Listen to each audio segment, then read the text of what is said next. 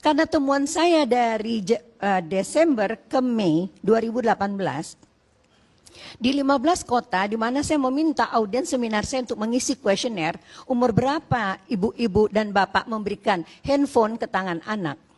Itu rata-rata usia 2-6 tahun. Persentase paling besar. Kenapa? Biar anteng. Yuk sambil kita ngaca sama informasi ini. Biar anteng. Kemudian untuk apa lagi? Untuk supaya dia bisa belajar, lihat galeri dan main games. Pertengahan tahun lalu, WHO telah mengeluarkan statement bahwa kecanduan games gangguan mental. Tidak ada games yang tidak mengandung pornografi walaupun untuk anak-anak. Tidak bisa saya sebutkan di sini. Tapi kita tahu semua, start games diputar anak itu gambar apa yang pertama sekali masuk ke otak anak dan cucu kita. Ya, nah, apa yang terjadi Bapak Ibu, izinkan saya berbagi hal yang amat sangat penting buat kita dan bangsa kita. Saya dan teman-teman melakukan penelitian ilmiah terhadap anak-anak berusia 12 sampai 16 tahun, ya, SD sampai SMA, menggunakan EEG dan functional MRI, ya, dan serangkaian tes kognisi untuk psikologi dan tes parentingnya, lalu ASI, Adolescent Sexual Activity Index.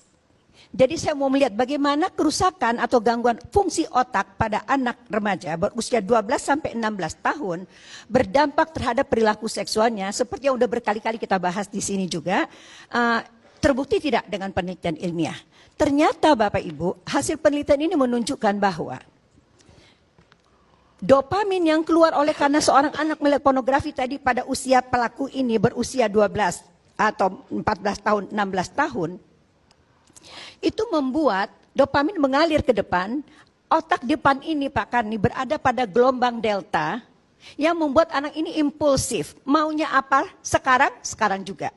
Kemudian sebagian berada pada gelombang gamma, kalau dia maunya sekarang, ya, lagi, dan lagi.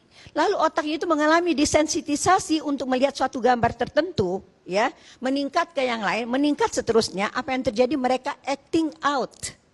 Mereka melakukannya. Kenapa mereka melakukannya?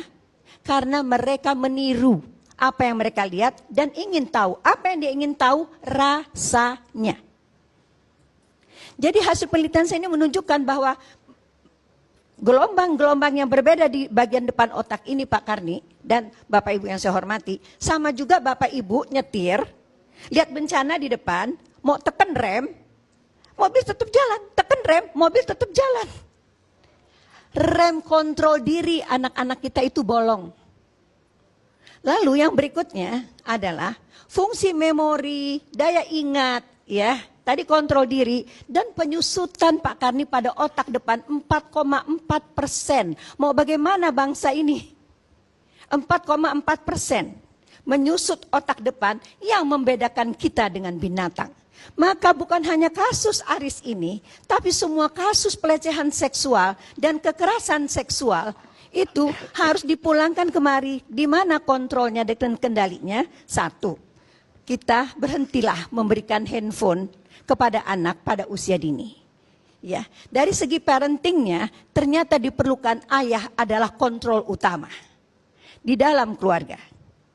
Jadi pulanglah ayah ke rumah ya. Anak ayah manusia dan anak ayah itu anak ayah bukan pekerjaan ayah ya.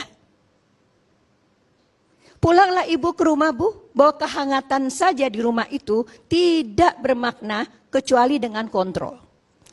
Jadi semua kita mengajar, saya yang salah, angkatan saya yang salah. Saya tidak menyiapkan anak-anak saya generasi milenials ini untuk bisa menjadi orang tua. Saya dulu berharapan mereka ini menjadi saintis, ilmuwan ya, pedagang dan sebagainya, sarjana. Saya tidak mempersiapkan anak-anak saya generasi milenials yang sekarang menjadi orang tua super milenials untuk menjadi menantu orang. Saya, angkatan saya dan di bawah saya lupa menyiapkan anak-anak kami untuk menjadi istri dan suami orang.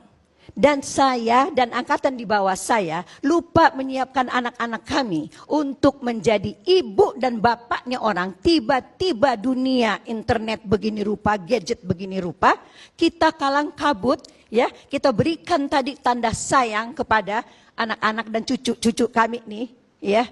Gadget pada usia sangat dini dengan konsekuensi penyusutan otak depan 4,4%.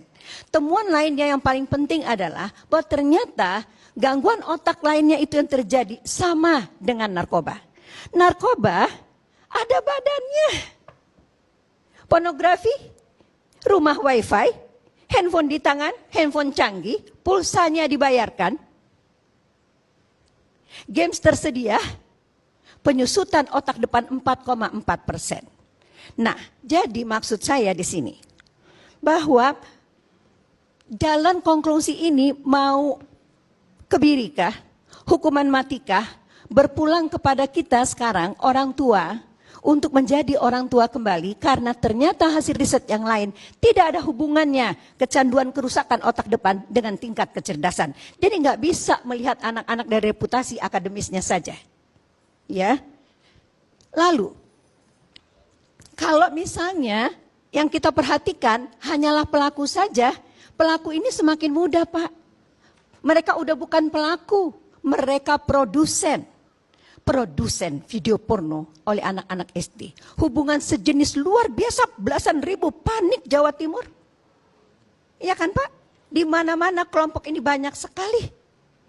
Jadi saya menghimbau ke depan, tadi saya sudah bicara dengan sahabat saya, Bapak Dr. Fidiansyah dan Bapak Deputi Perlindungan Anak Kementerian Pemberdayaan Perempuan.